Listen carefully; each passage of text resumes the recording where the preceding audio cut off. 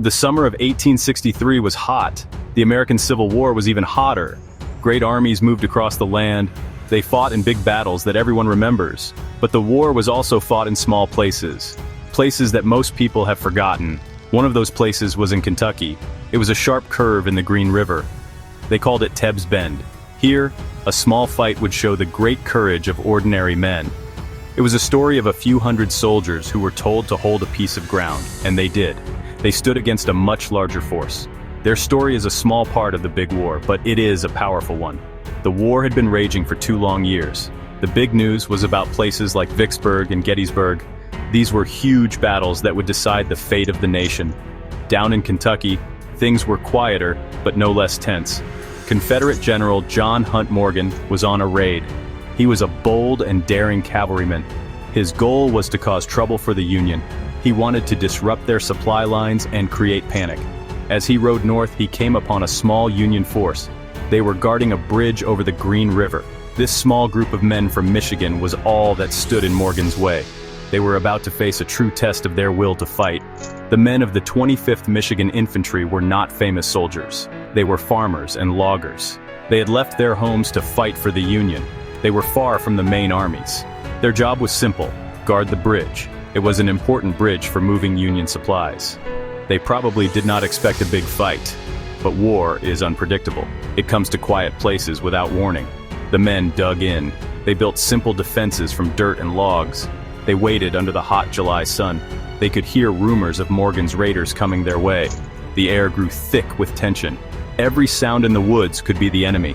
The date was July 4th, 1863. While the nation was supposed to be celebrating its independence, these men were preparing for battle. The contrast was stark. The ideals of freedom were being tested by fire and steel. For the soldiers at Tebb's Bend, the holiday meant nothing. Their world had shrunk to this small piece of land. Their only thought was survival and duty. They were outnumbered. They were isolated, but they had a strong position and a determined leader. The coming fight would not be about grand strategy. It would be about grit. It would be about holding your ground when everything tells you to run. It was a moment that would define them forever. Tebb's Bend was a perfect place for a defense. The Green River made a tight horseshoe curve.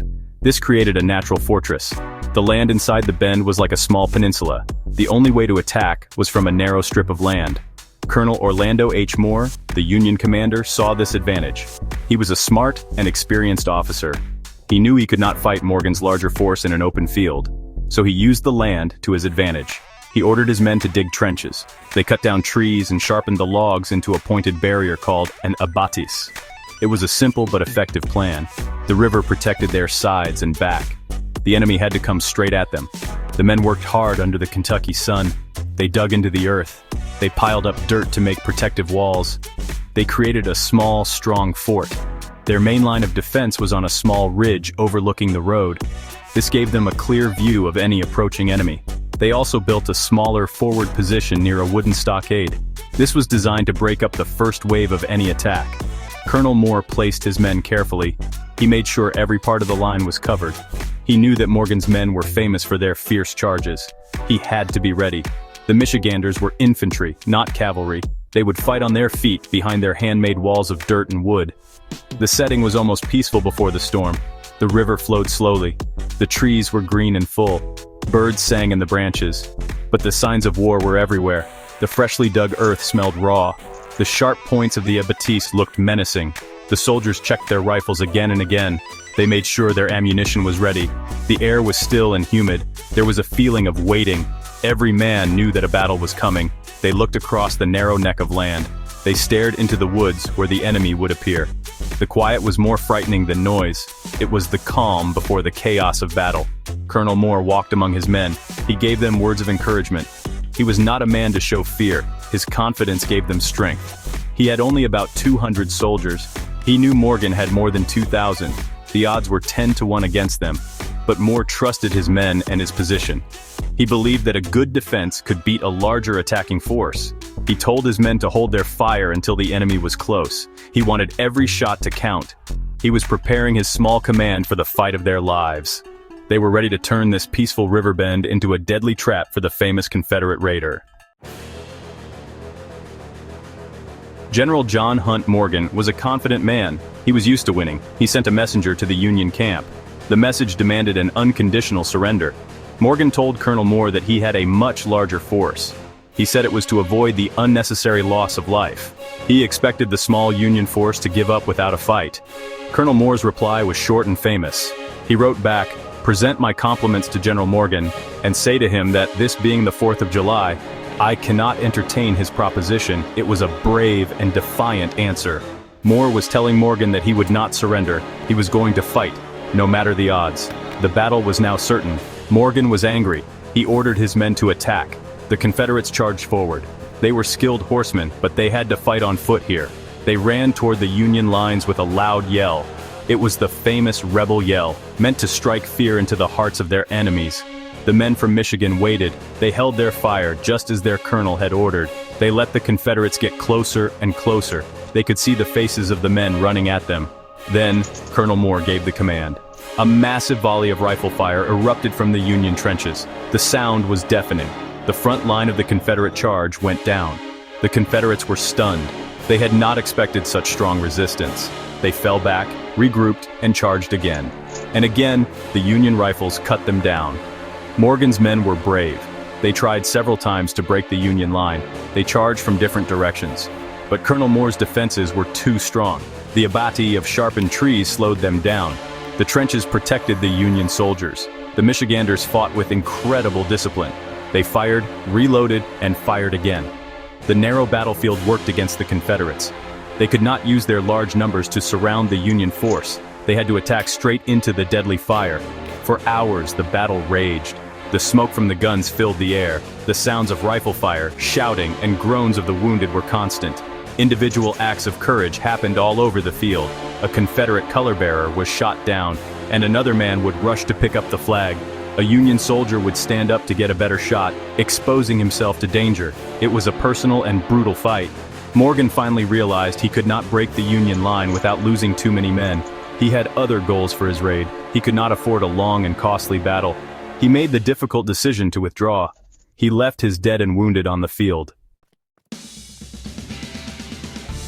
The fighting stopped. The silence that followed was heavy. The small band of Union soldiers had done the impossible. They had defeated a force 10 times their size. They had held the bridge. Colonel Moore's men looked out from their trenches at the terrible cost of their victory. The field in front of them was littered with the bodies of fallen Confederate soldiers. The Union force had lost only a handful of men. The Confederates had lost many more. It was a stunningly one-sided victory. The men of the 25th Michigan had shown incredible bravery and discipline. Their stand at Tebb's Bend was a testament to the power of good leadership and a strong defensive position. After the battle, something remarkable happened. The fighting was over, but the human side of the war continued. Colonel Moore and his men cared for the wounded Confederate soldiers. They treated them with the same care they gave their own comrades. General Morgan had left his wounded behind, and the Union soldiers became their nurses. This act of compassion showed that even in the midst of a brutal war, humanity could still exist. They buried the Confederate dead with respect. The battle had been fierce, but afterward, they were all just men, caught in the tragedy of war. It was a moment of grace on a bloody battlefield. The Battle of Tebb's Bend did not change the course of the Civil War.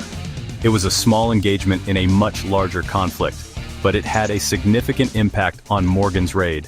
The battle delayed Morgan for several hours. It also cost him valuable men and ammunition. This delay helped the Union forces that were chasing him. It tired out his men and horses. The stubborn defense at Tebb's Bend was the first major obstacle Morgan faced on his raid into the north. It was a sign that his daring adventure would not be easy. The courage of those 200 men had a ripple effect that was felt for the rest of Morgan's campaign. Today, Tebb's Bend is a quiet, peaceful place again. The trenches have softened over time, the trees have grown back, but there are monuments there now. They tell the story of the brave men who fought on that hot July day. The battle is a reminder that history is not just made by great generals and huge armies. It is also made by ordinary men in forgotten places. Men like the farmers and loggers of the 25th Michigan. They were given a job to do, and they did it with courage and honor. The untold tale of Tebb's Bend is a story of American grit, a small but powerful echo from a time that tested the soul of the nation.